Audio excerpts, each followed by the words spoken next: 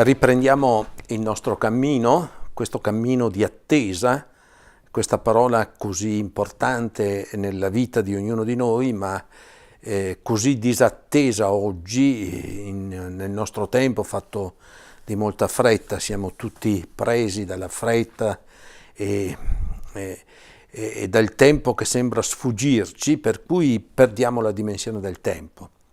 In questa terza tappa vorrei introdurla è la tappa un po' della speranza, della consolazione, e vorrei introdurla con il riferimento alla giornata universale dei diritti umani. E i diritti umani, diceva il Papa proprio nell'udienza di mercoledì, sono diritti fondamentali, sono stati sanciti ancora nel 1948 e dovrebbero essere diritti riconosciuti a tutti gli uomini in ogni parte del mondo. E quando io parlo di diritti umani, spesso mi è capitato, proprio per fondare anche le motivazioni e un impegno per la giustizia, io ricordavo sempre tre aspetti fondamentali. Parliamo di diritti umani, di diritti fondamentali, ecco tre: terra, aria, acqua. E quando parliamo di terra parliamo di lavoro, parliamo di casa, parliamo di luogo di accoglienza, parliamo di una terra che dovrebbe essere ed è stata pensata da Dio per tutti gli uomini, ma sappiamo bene che così non è. E così l'aria io la paragono spesso alla salute. Pensiamo a quello che sta succedendo in questi giorni, in questo tempo, che è successo a Taranto a causa delle polveri dell'Ilva, queste situazioni drammatiche, pesanti, che spesso vanno a incidere nella vita delle nostre famiglie. E poi l'acqua io la sento non soltanto come un bene fondamentale per vivere, no? E pensate a quanta gente vive senza acqua, avrei 1000 racconti da fare a proposito dell'acqua, no? Pensate anche nella nostra Italia cosa vuol dire l'acqua in Sicilia, per esempio. Spesso è stato verificato dalle forze dell'ordine, gestita dalla mafia, ma l'acqua anche come realtà che simbolicamente richiama la redenzione per noi cristiani, poi è importante perché richiama la relazione, il rapporto, la vita, e quindi anche tutto il calore del quale vive la persona, no? E noi siamo nati, diceva un grande filosofo, siamo nati per amare e per essere amati. Ecco, senza questo diritto fondamentale anche dell'amore, dell'affetto, delle relazioni, la persona un po' muore. Ma senza questi diritti fondamentali dobbiamo dire che la vita non è libera, le persone non sono libere. Vi do un dato soltanto che credo sia estremamente importante. Leggevo l'altro giorno 62 persone al mondo hanno risorse pari a 3 miliardi e più di poveri. E questo mi pare che sia una realtà drammatica. Ecco, i diritti fondamentali dovrebbero invertire questa tendenza.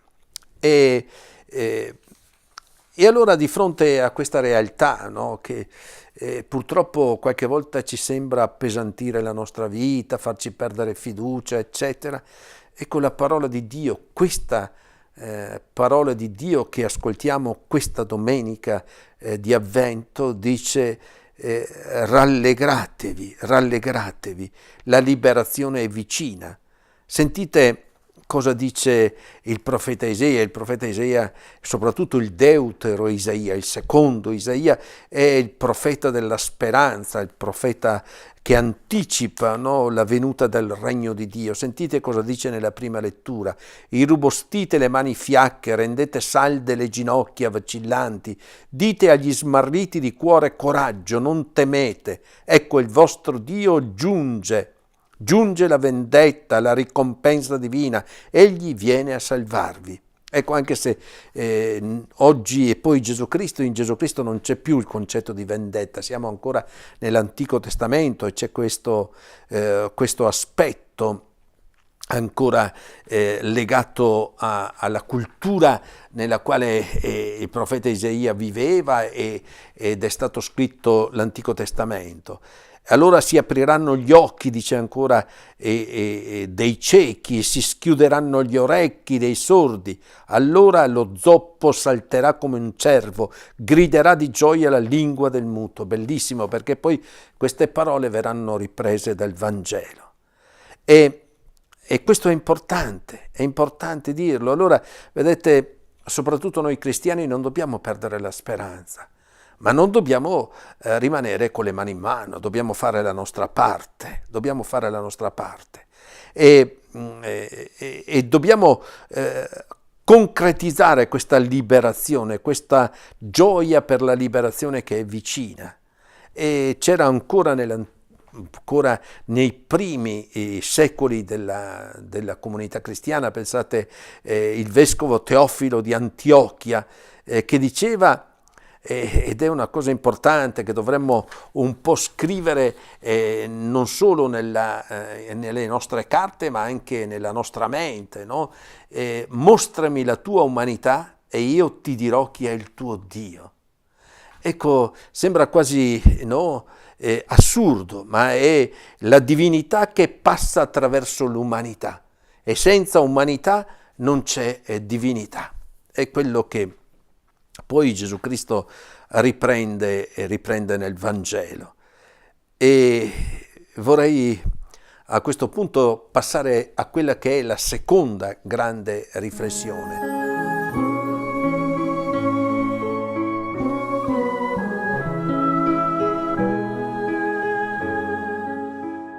La seconda grande riflessione e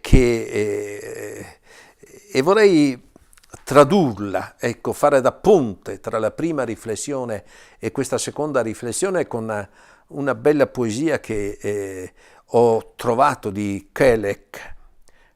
Tu sei il Dio che spera, sei il mendicante sconosciuto che attende la fiducia degli uomini, l'amore degli uomini, perché tutto hai donato, ci hai donato la voce del tuo figlio, i suoi occhi e le sue mani, per risvegliare la terra, per riscaldare i cuori, per spezzare le catene del vecchio mondo. E tu, Signore, sei entrato nel tempo dell'attesa, sei entrato, Signore, nel tempo dell'avvento. È bellissimo. E allora il brano del Vangelo che vi leggo qualche riga, ma che avremo l'opportunità, io spero tutti, di andare a rileggere. Siamo nel capitolo 11, siamo passati stiamo camminando in questo Vangelo di San Matteo al capitolo 11. Giovanni, che era in carcere, avendo sentito parlare delle opere di Cristo per mezzo dei suoi discepoli, mandò a dirgli: sei tu colui che deve venire o dobbiamo aspettare un altro?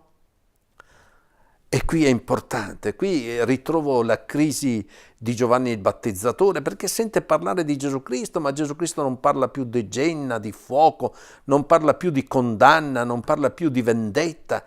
Dice: ma è questo? Lui che lo pensava come il grande vendicatore, no, figlio del suo tempo, è in crisi. E mi piace ricordare questa crisi. La fede di Giovanni il Battista è una fede che è carica di dubbio, come la mia fede, come la fede di tanti di noi, no? È carica di dubbio, di difficoltà, di ricerca, e credo che sia connaturale alla fede questo atteggiamento. E E di fronte a questa crisi di Giovanni il Battezzatore, qual è la risposta di Gesù? La risposta di Gesù, che riprende il profeta Isaia, dice andate e riferite a Giovanni ciò che udite e vedete, i ciechi riacquistano la vista, gli zoppi camminano, i lebbrosi sono purificati, i sordi odono, i morti risuscitano, ai poveri è annunciato il Vangelo, e beato è colui che non trova in me motivo di scandalo.